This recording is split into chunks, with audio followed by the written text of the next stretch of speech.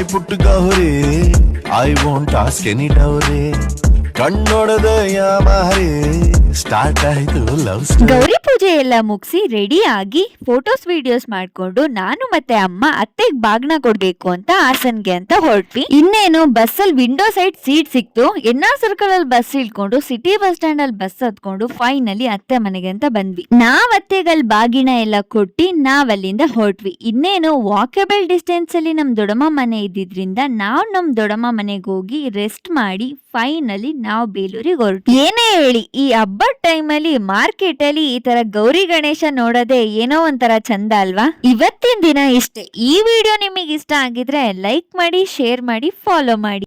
She's my Gauri, making me so crazy. You my lovely, my heart is beating Gauri. I'm in love with you, baby, Puttu Gauri.